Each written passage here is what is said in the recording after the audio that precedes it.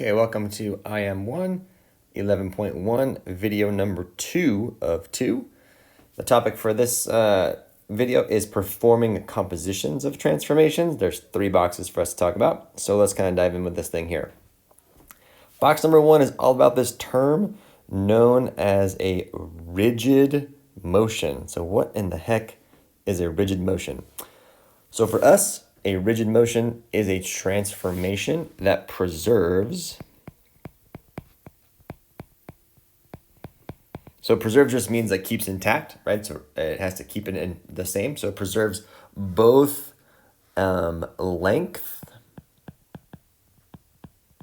as well as angle measures. Okay, so what does this mean? Let's look at this a little bit more in more depth here. So here's a quick example of a rigid motion. So a transformation, some transformations are rigid motions and some transformations are not. So a dilation is not going to be a rigid motion, but a translation would be. So if I have this original triangle, this is my pre-image, and I just translate it along some vector, and I get the image, well, this and this have the same lengths and the same angle measurements. So what I mean by that is like this side length is the same as this side length, it corresponds. This side length is the same as this side length, they correspond. This side length and this side length also correspond. Additionally, all the angles are preserved. So that angle and that angle, this angle up here and this angle over here, and then this angle and this angle. So those are all preserved, meaning they stay the same. A non-rigid transformation would be something like a dilation, where we take the original pre-image and we scale it up to a different factor, creating a bigger image. So like, for example, you could see that this length and this length, they correspond, but clearly they are not the same. So therefore, a dilation would not be a rigid motion because length was not preserved. Okay, so that's what rigid motion means, and that's everything you need for box number 1. Okay, in box number 2, we have like a postulate and we have a theorem that we're going to go over and talk about. There's nothing really to write down for this box, just some information that I want to make sure you have. So again, a postulate is a rule or something that we know to be true, and we're saying that translations are all rigid. So what does that mean? That means that if I have my pre-image here, DEF, and I move it to my image here, D prime, E prime, and F prime, that means that this length and this length will be the same. They'll be preserved, and we can see that from the little hash marks there. This length and this length will be preserved, and again, we can see the little hash marks there. And then lastly, this length and this length, these corresponding lengths will also be preserved because we can see that little hash marks there. In addition to that, angle D and D prime will be the same. Angle E and E prime will be the same. Angle F and F prime will also be the same. So all that information that I just said is wrapped up down here in this little box that I'm circling now in my blue pen.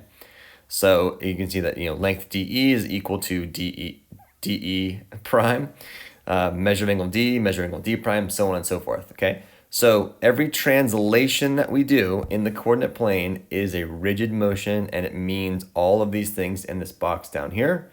Everything is preserved.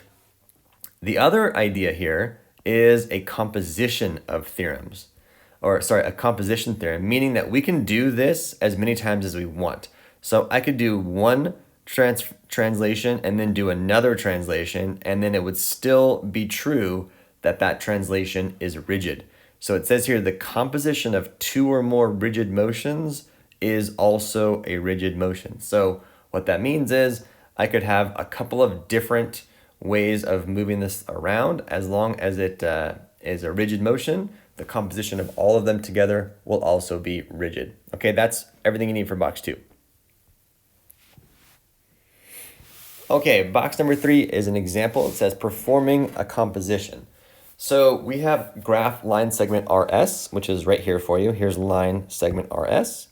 It has endpoints -8, 5 and -6, 8. So here's R, here's S, here's everything you need on the coordinate plane. Okay, it wants us to graph the image after this composition. So the first thing you want to do is we want to take every X and move it 5 to the right and 2 down. in the y direction. So I'm going to do that here in like red. So I'm going to go 1, 2, 3, 4, 5, and then 2 down. Okay, that's the spot. And then take S, go 1, 2, 3, 4, 5, and 2 down. Okay, so that right there is the first one. That's this guy in red for you. And then after that, we want to go 4 units in the x direction negative, and then 2 units in the y direction negative. So that's pretty easy. From my new one, I just go 4 to the left. So 1, 2, 3, 4, and then down 2, 1, 2. So I'd end up here. And then 1, 2, 3, 4, down 2, and end up there. So all I'm doing is I'm just counting 1, 2, 3, 4, and then down 2, and then 1, 2, 3, 4, and then down 2. So my image now is going to be this one in green. So you can see that length and angle are preserved, right? So the first thing we did was we went from here to here, and that was a rigid motion, and then we went from there to there, and that was a rigid motion. So therefore, the composition of both of these together would also make a rigid motion, and that's all that would have to do for that one for box number 3.